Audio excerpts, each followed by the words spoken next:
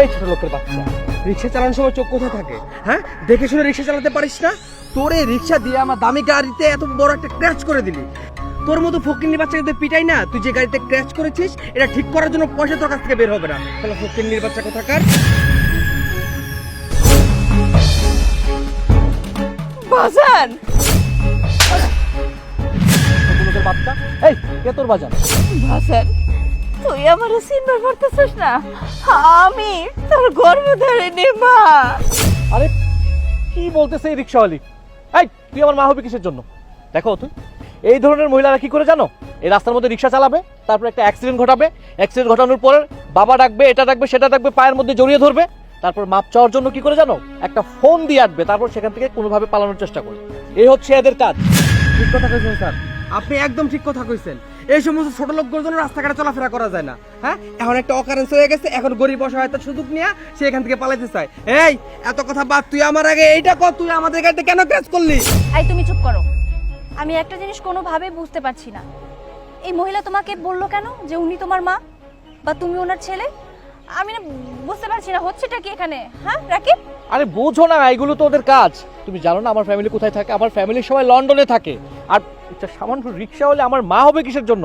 উনি হচ্ছে এখন এখানে জরিমানা হবে, জরিমানা থেকে বাঁচার জন্য একটা মানে জাস্ট আমাকে বাবা ডেকে কোনো রকম এখান থেকে বাঁচতে চাইছে। আপনি ঠিকই কইছেন, আমি আপনার মা না।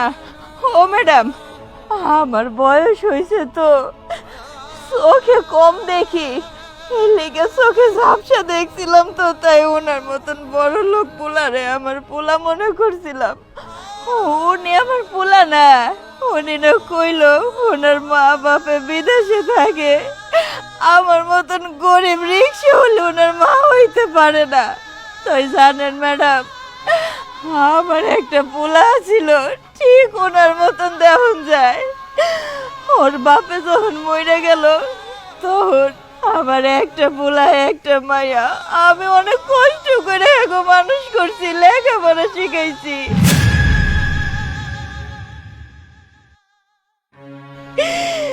এত কষ্ট করছি যে নিজের কথা ভুলেই গেছি। আমার পোলারে আমি মানুষ করছি ঠিক আছে, কিন্তু জানেন ওরা আমাকে চিনে না। এই রাস্তায় রাস্তায় রিক্সা চালাই আর পোলারে খুঁজে বেড়াই, পাই না। তাই ওনারে দেখে মনে করছিলাম উনি মনে হয় আমার সেই পোলা। সে তখন থেকে একই কথা বলে যাচ্ছে, মা ছেলে মা ছেলে।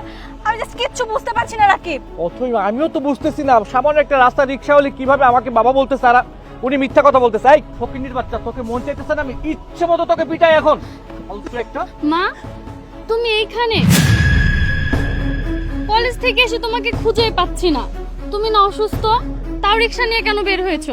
তোমাকে না বলেছি তুমি রিক্সা নিয়ে বের হবে না এই অসুস্থ শরীরে? চলো বাড়ি চলো।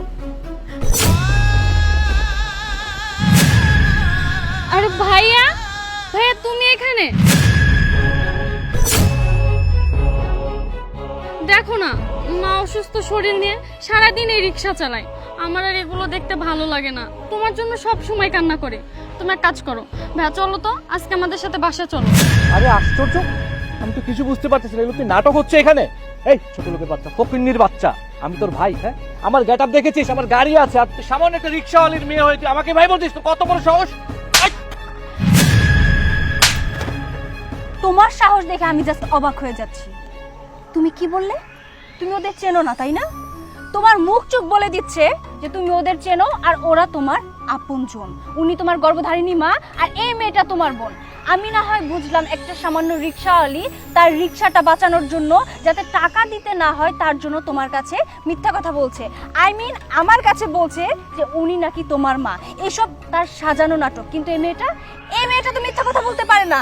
হ্যাঁ, তুমি এখন বলতে পারো যে এইটা তাদের মা মেয়ের সাজানো একটা নাটক, কিন্তু না, আমি বুঝতে পেরেছি যে এই কাহিনীটা একদম সত্যি।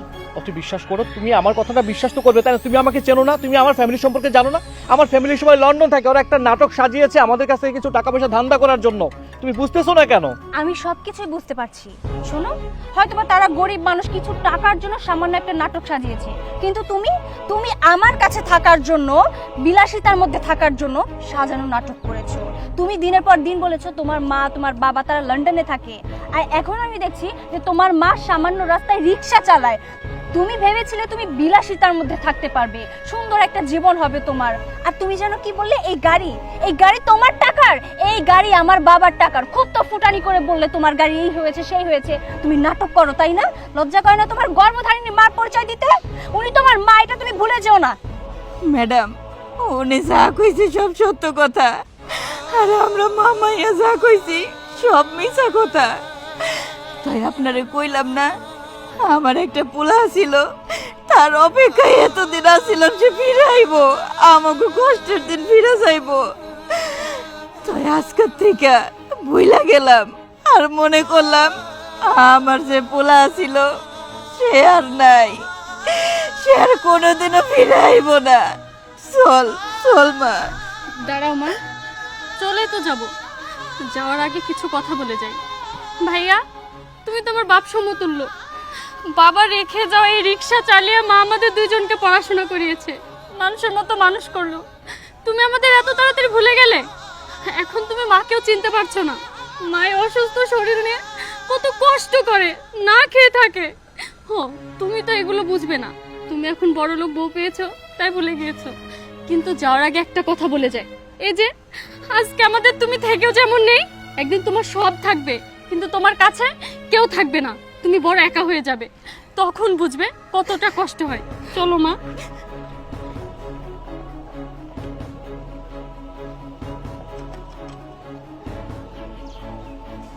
ছি রাকিব, ছি। আমার ভাবতেও লজ্জা লাগছে যে তোমার মতো একটা মানুষকে আমি ভালোবেসে বিয়ে করেছিলাম। কি দেখালে তুমি আজকে আমাকে? হ্যাঁ, নিজের চোখে আমি এটা কি দেখলাম? বাই দ্য ওয়ে, আমি তোমার সাথে আর সংসার করতে চাই না। একটা অমানুষ আমার হাজবেন্ড হয়ে সারা জীবন আমার সাথে থাকতে পারে না। এরকম অমানুষের সাথে আমার কোনো সম্পর্ক নেই। আর হ্যাঁ, আজকে সন্ধ্যার মধ্যেই ডিভোর্স পেপারটা তুমি পেয়ে যাবে। ড্রাইভার, চলো। অথই আমার কথা শুনো অথই।